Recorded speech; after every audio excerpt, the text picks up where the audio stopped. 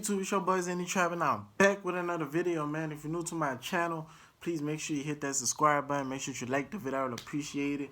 Today we got Joe Rogan names 13 celebs shows in Diddy freak-offs.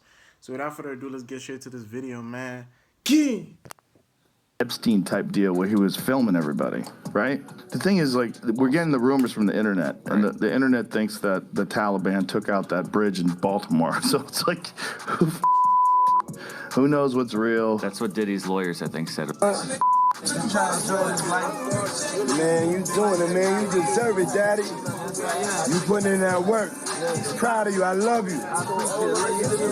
Yeah. Since the raid on Diddy's house a few weeks ago, there's been a swirling rumor that the feds have identified notable celebrities captured in the freak-off tapes they seized from the rap mogul. Though the officers officially haven't released any names yet, many tabloids and gossip blogs have come out with lists of people they suspect were videotaped by Diddy. Curiously, the names put forward so far are as varied as the colors in a painter's palette, causing lots of confusion in the minds of fans. Fortunately, Joe Rogan, who appears to have insider information and is usually the source of accurate information, has allegedly released a list of 13 celebrities shown in Diddy's freak-off footage. Thankfully, I've received the list of names purported to be on Joe Rogan's alleged list, and having done my cross-checks based on previous info, I have no doubt that these top celebrities are in the footage. The names include Cassie Ventura, Stevie J, Rodney Jones Jr., Meek Mill, Usher, Young Miami, Cuba Gooding, Daphne Joy, T.D. Jakes, Chris Brown, Rick Ross, Jade Raimi, Will Smith, and Jennifer Lopez. How were these celebrities captured on Diddy's tapes, and what activity were they purportedly engaged in? Like, I can't even imagine such debauchery and such happening to a gangster rapper like Meek. Imagine after a freak-off session with allegedly Meek fucking Diddy. Join me as I take you down memory lane to show how these people ended up in Diddy's alleged web of deceit and blackmail. Let's begin with Cassie Ventura, the bringer and instigator of Diddy's recent troubles. Diddy and Cassie dated for a little over a decade until they broke up in 2018. Their relationship was nothing but feisty, as the couple broke off at least 5 times, only to reconcile again. Of course, every relationship or marriage has its rough patches, so nobody suspected anything, but there were rumors that the rap mogul was manhandling his protege. Wendy Williams alluded to this when she claimed during one of the episodes on her show that the CEO of Bad Boy Entertainment was controlling Cassie. My thing about when you date a mogul, it's a really difficult thing. What the hell, bro?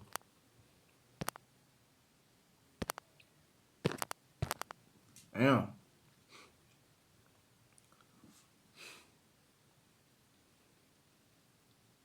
Avoid them, because if you use your head, you never know when they'll pop up on the scene, Williams told her studio audience, saying the activity would frighten her. He can hire a plane right now, land on the roof of the hotel she's staying, pay people off at the front desk, give me a key, and let me up in her room. I think this is a grand overture from Puffy. I don't believe he really wants her back. I believe he probably treated her at some particular point like a possession, like a possession, and however, many people swept her allegation under the carpet, insisting that the I'll Be Missing You rapper was innocent. Well, a few years later, Wendy was proven right when Cassie finally gathered the courage to sue for what is believed to be millions of dollars. Cassie took advantage of New York's Adult Survivors Act, which allowed victims who have survived R and SA to sue their perpetrators. Now here's the interesting but sad part. According to the suit, Diddy forced Cassie to sleep with different men while filming the entire encounter. She also claimed that the rapper would beat her till she bled and plied her with until she became an addict. Now, if Cassie's allegations are anything to go by, then it's possible Diddy has her tapes, which could be in the possession of the feds. Curiously, Diddy denied all the allegations, probably including having the videos of Cassie. However, given how swiftly he moved to settle out of court, it raises eyebrows about Diddy's innocence in Cassie's case. In fact, Cassie's lawsuit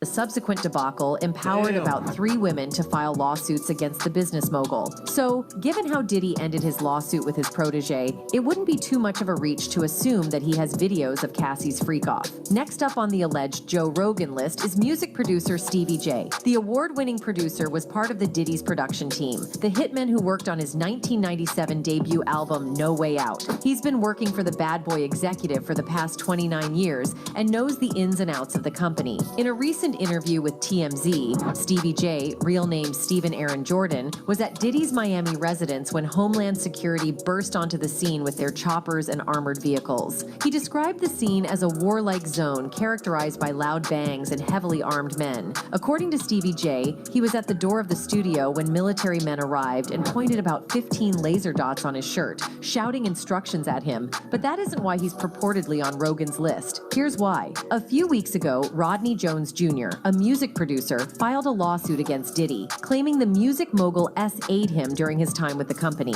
Jones, who worked with Diddy on his latest album, claimed that the rapper tried to lure him into his bed, but he refused his advances. To convince Jones to sleep with him, Diddy boasted that he'd slept with some of the biggest names in the hip-hop industry and went...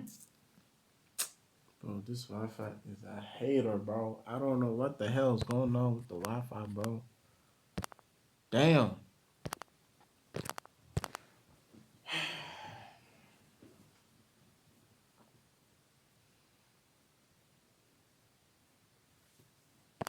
Boy, this shit not playing, man.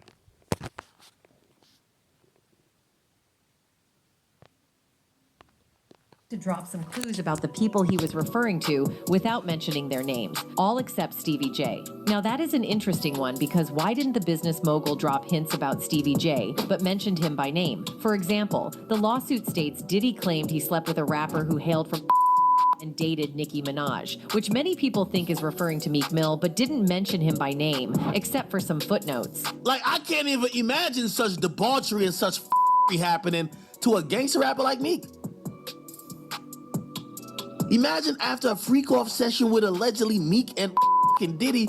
So, why Stevie J? This is where many fans suspect that Diddy has footage of his freak-off with other men and women. If he didn't, he wouldn't be so brazen as to mention the music producer's name when he knew that he had evidence to prove it. Interestingly, Jones claims Diddy was part of an enterprise that used freak-off footage to blackmail celebrities to do their bidding, and it's likely Stevie J is on one of those tapes. Jones also alleged that Stevie J was part of the enterprise, and his job was to recruit S-workers for Diddy and his guests who patronized his parties. As expected, Stevie J has denied all rumors, staunchly defending his boss's honor. According to him, Diddy is innocent of all the allegations brought up against him, including Jones's lawsuit, and even engaged in an online spat with 50 Cent, where he challenged him to a fight. So based on Rodney Jones's lawsuit, it is highly possible that Stevie J could be on the Diddy's S tapes. Speaking of Rodney Jones, word on the street suggests that he too could be on. Comment down below what you guys think about this whole Joe Rogan situation, man. If you guys are new to the channel, please make sure you hit that subscribe button. Make sure you like the video. I would appreciate it. I'm going to see you guys on the next video, man. Peace.